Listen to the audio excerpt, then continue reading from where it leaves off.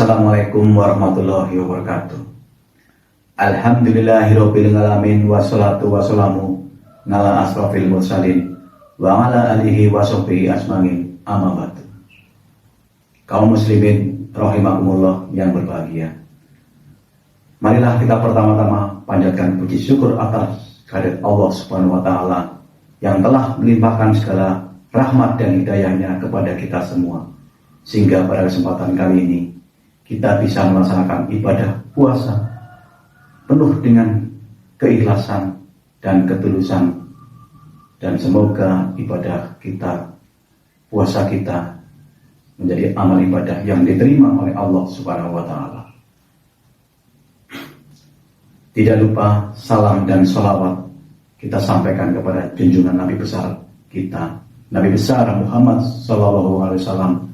Semoga kita selalu mendapat syafaatnya di yaumil akhir.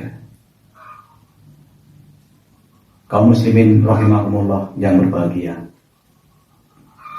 pada kesempatan kali ini saya akan menyampaikan tema tentang arti mubadzir, khususnya terhadap makanan. Kita masih ingat pada waktu kecil kita sering mengumpulkan makanan di siang hari untuk persiapan berbuka puasa. Namun ketika pada saat mulai berbuka puasa, kita hanya minum seteguk air, makan tidak begitu banyak, tetapi perut kita sudah terasa kenyang, sehingga makanan yang kita kumpulkan menjadi berlebihan, menjadi tidak kita makan.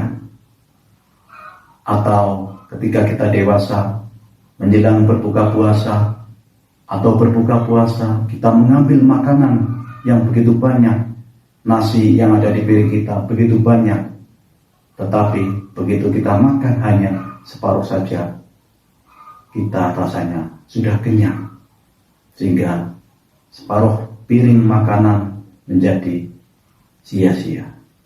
Untuk itulah kita harus bijaksana terhadap makanan yang kita makan.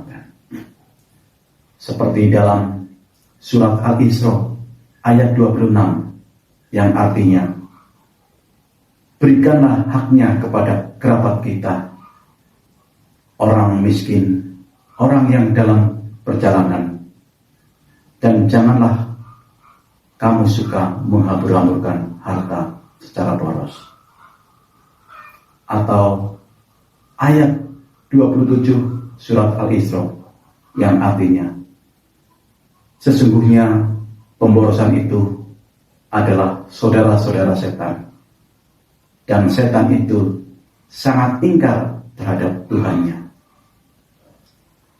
Dari penjelasan surat Al-Isra ayat 26 dan 27 sudah jelas bahwa di situ, di dalam pengelolaan makanan, kita harus mau berbagi kepada kerabat kita, berbagi kepada orang miskin, dan berbagi kepada orang yang dalam perjalanan atau musafir. Dan kita juga bijaksana di dalam mengelola makanan, kita harus hemat atau efisien atau bijaksana, sehingga makanan yang kita olah bisa bermanfaat dan memiliki nilai keberkahan.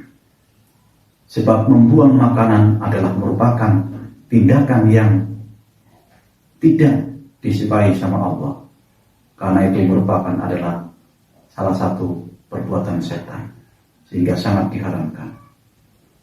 Rasulullah selalu makan, di piringnya selalu habis, tiada tersisa apapun. Itu menunjukkan bahwa Rasulullah betapa pentingnya makanan bagi kita, dan merupakan rasa syukur terhadap atas rezeki yang diberikan. Kita harus menghargai para petani kita yang telah meluangkan waktunya selama 4 bulan atau 120 hari untuk memelihara padi, sehingga padi yang berhasil, padi yang sudah menjadi beras yang kita santap adalah merupakan kerja keras daripada para petani. atau orang-orang yang biasa makan sagu, menanam sagu membutuhkan waktu sekitar hampir 15 tahun baru pohon aren itu bisa dijadikan sagu karena telah memiliki kesempurnaan karbohidrat. Atau kita memakan jagung juga membutuhkan waktu 4 bulan.